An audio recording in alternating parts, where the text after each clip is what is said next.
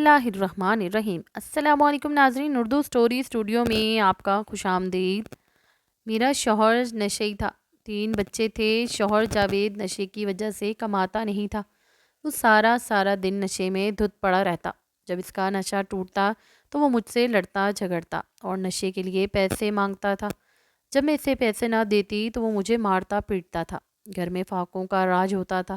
جب میں بچوں کو بھوک سے بلکتا ہوا دیکھتی تو میرا کلیجہ منہ کو آتا تھا۔ میں بہت پریشان رہنے لگی تھی۔ گھر میں آدھے سے زیادہ برتن میرا شوہر بیچ کر نشے پر خرچ کر چکا تھا۔ میرے بھائی مدد کر دیا کرتے تھے۔ ایک روز میں گھر میں فاقوں سے تنگ آ کر نوکری کرنے کے لیے گھر سے نکل پڑی۔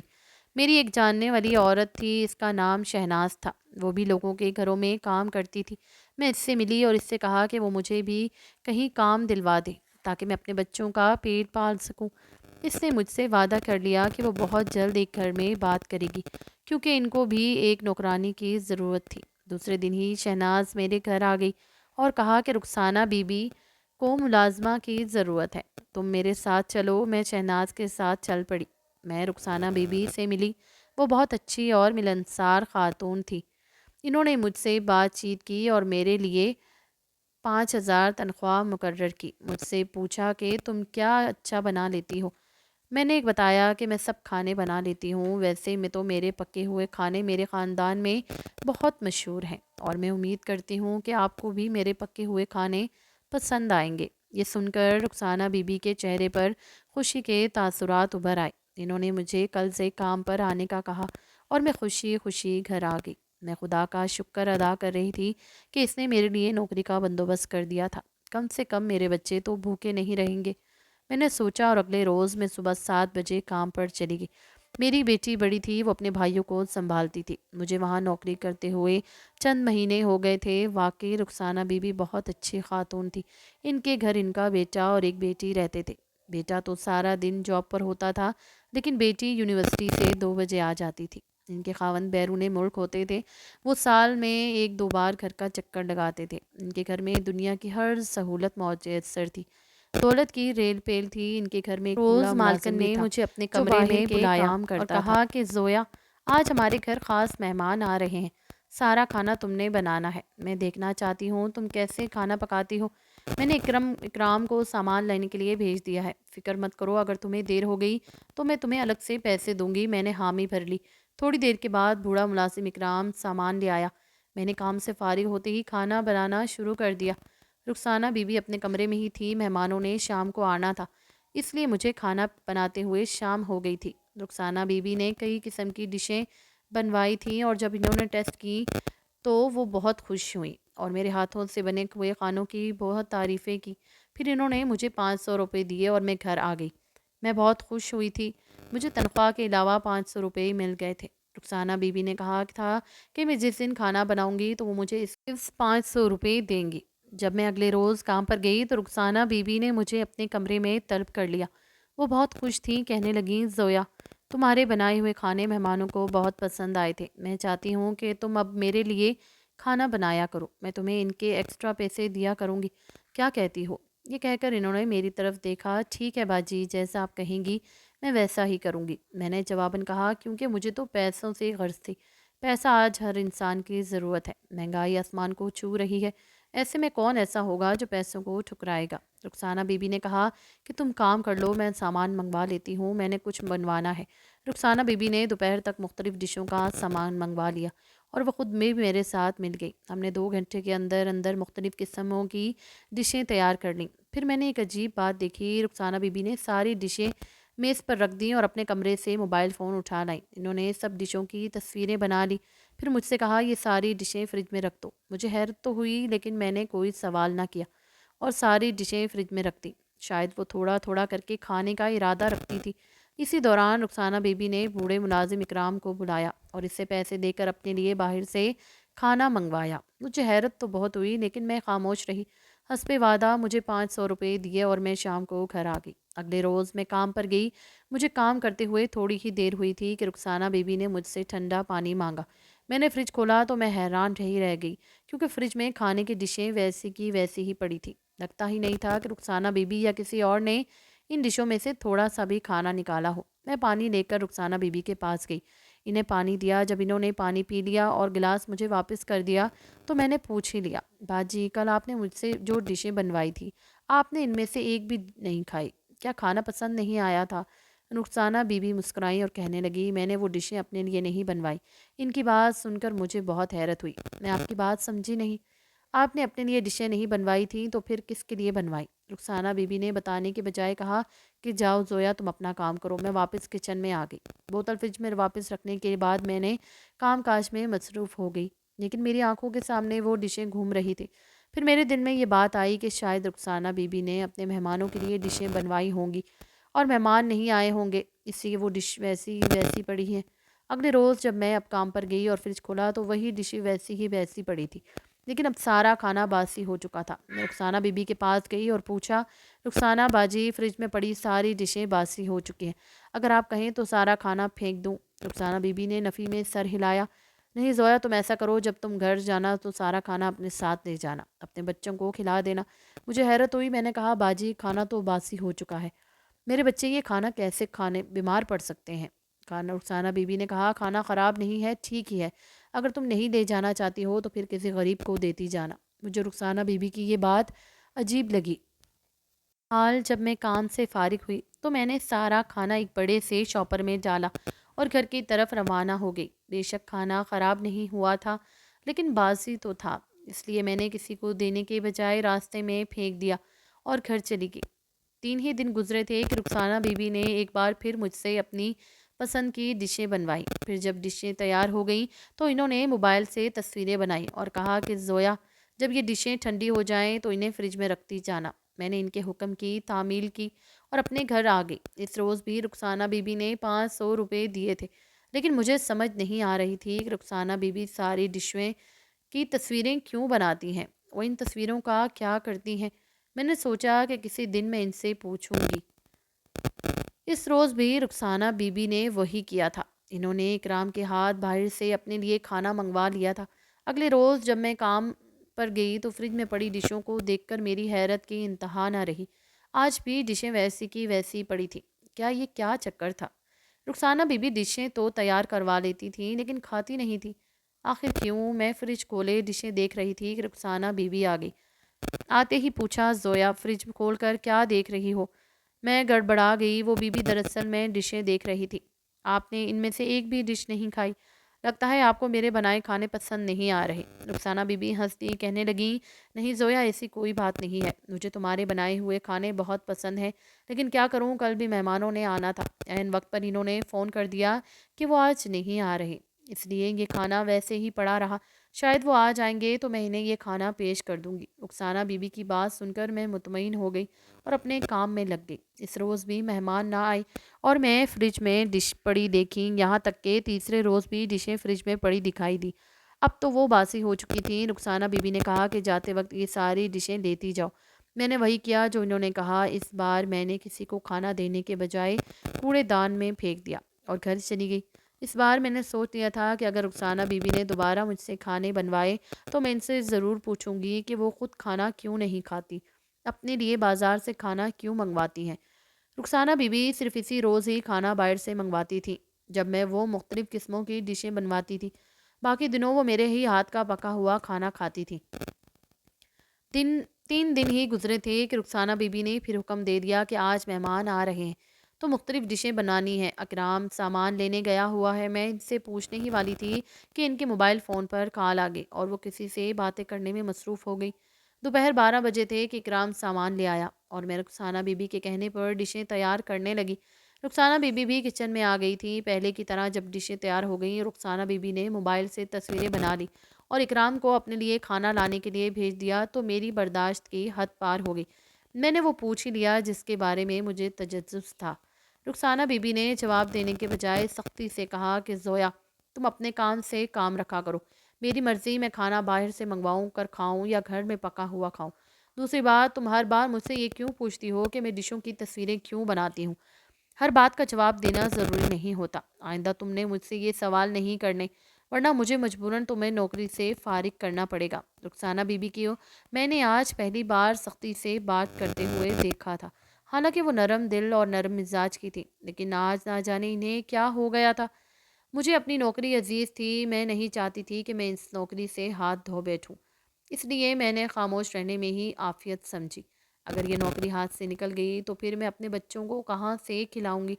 اس لیے جب میں یہ سوچیں میرے دماغ میں آئی تو میں نے جواباً کہا، ٹھیک ہے باجی، مجھے معاف کر دیں، میں آئندہ آپ سے کبھی نہیں پوچھوں گی۔ رخسانہ بی بی کا غصہ قدرے ٹھنڈا ہو گیا تو انہوں نے کہا، ٹھیک ہے، جب یہ ڈشیں ٹھنڈی ہو جائیں تو ان کو فریج میں رکھتی جانا۔ میں نے ایسا ہی کیا اور گھر آ گئی۔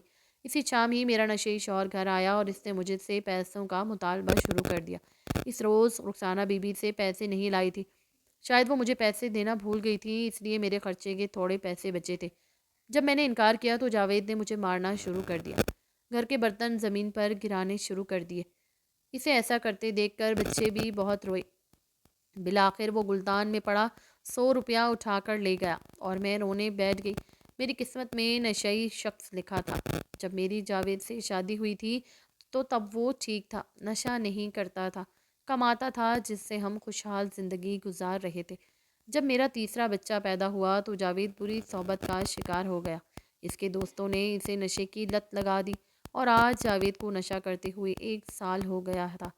نشے کی وجہ سے اس نے کام کرنا چھوڑ دیا تھا، جس کی وجہ سے ہمارے حالات دن بدن خراب تر ہوتے گئے تھے۔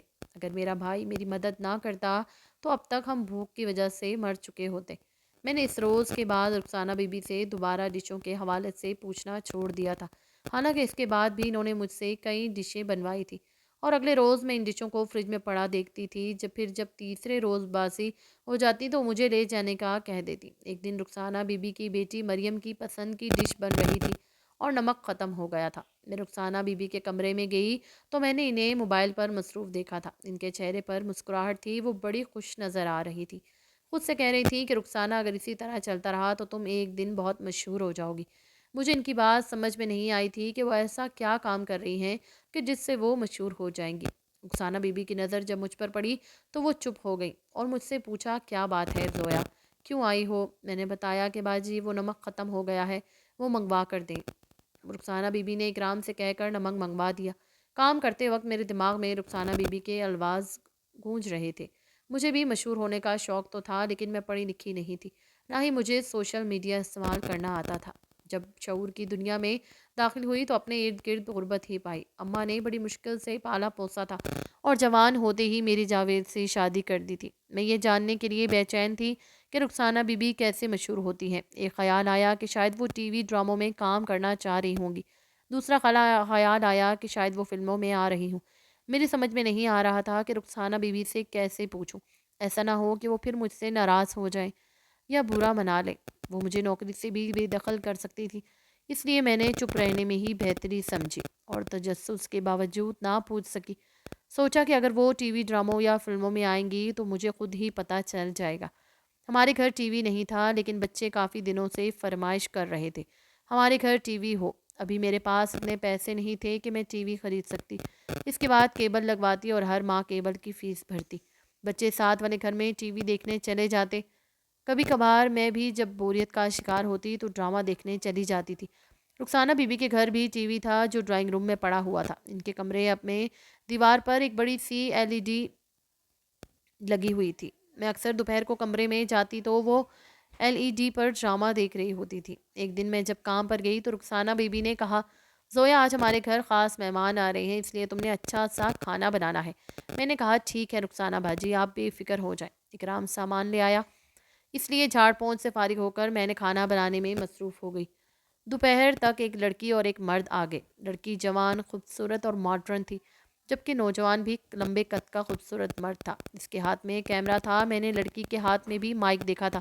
ان کے آنے کی اطلاع جب میں نے رخسانہ بی بی کو دی تو انہوں نے ان دونوں کو فوراً ہی اپنے کمرے میں بلا لیا۔ مجھے تجسس ہوا کہ وہ کون تھے اور رخسانہ بی بی سے کیوں ملنے آئے تھے۔ اتنا تو میں سمجھ ہی گئی تھی کہ ان کا تعلق ٹی وی سے ہے۔ جب دونوں کمرے میں چلے گئے تو رخسانہ بی بی نے اندر سے کنڈی لگا لی۔ وہ 2 گھنٹے وہاں موجود رہے تھے اور کھانا کھا کر گئے تھے۔ رخسانہ بی بی خود انہیں گیٹ تک چھوڑنے گئی تھی۔ ان کے جاتے ہی رخسانہ بی بی کی بیٹی مریم نے ان سے پوچھا، ماما انٹرویو کیسا رہا؟ رخسانہ بی بی نے خوش ہو کر جواب میں کہا کہ بہت اچھا، تم دیکھنا جیسے ہی یہ انٹرویو چلے گا تو میں دیکھتے ہی دیکھتے مشہور ہو جاؤں گی اور پھر لوگ مجھ سے فون پر کھانا پکانے کی ترکیبیں پوچھیں گے۔ رخسانہ بی بی کی باتیں بالکل میرے پلے نہیں پڑ رہی تھی، لیکن میرے ذہن میں یہ سوال گردش کر رہا تھا کہ رخسانہ بی بی کن کھانوں کی ترکیبوں کی بات کر رہی تھی۔ میں جب سے یہاں ملازمت کر رہی تھی میں نے بہت کم ہی رخسانہ بی بی کو کھانا بناتے دیکھا تھا۔ زیادہ تر میں ہی کھانا بناتی تھی، البتہ وہ میرے ساتھ کچن میں موجود ضرور ہوتی تھی اور کبھی کبھی میری مدد بھی کر دیا کرتی تھی۔ البتہ ایک بات میں نے خاص طور پر نوٹ کی تھی کہ جب میں خاص قسم کی ڈشیں تیار کرتی تھی تو رخسانہ بی بی مجھ سے وہ کھانے بنانے کی ترکیبیں پوچھتی رہتی تھی اور ایک کاپی پر نوٹ کرتی جاتی تھی۔ میں ان خیالوں کو ذہن سے جھٹک دیا۔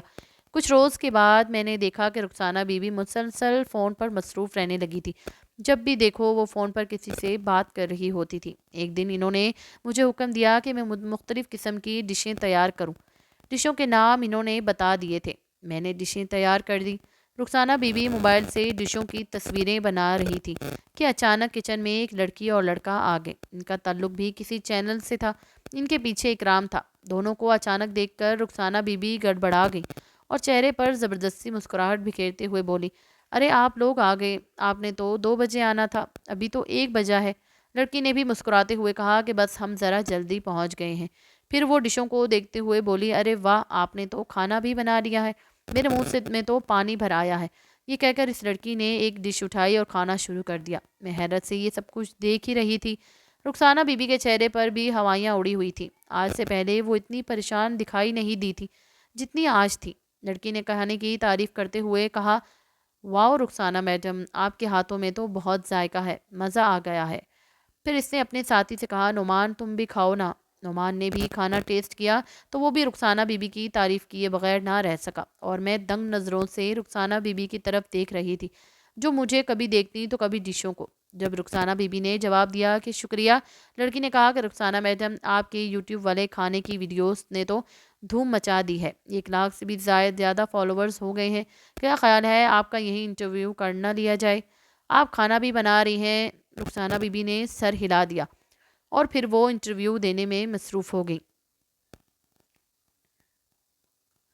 نوجوان لڑکا ان کی ویڈیوز بنا رہا تھا اور میں کونے میں کھڑی حیرت سے دنگ یہ سب کچھ سن رہی تھی۔ میرے رونگٹے کھڑے ہو گئے۔ ساری ڈشیں میں نے تیار کی تھی اور تعریفیں رخسانہ بی بی سمیٹ رہی تھی۔ پھر رخسانہ بی بی اس لڑکی اور نوجوان کو اپنے کمرے میں لے گئی اور میرے منہ سے ٹھنڈی سانس نکل گئی۔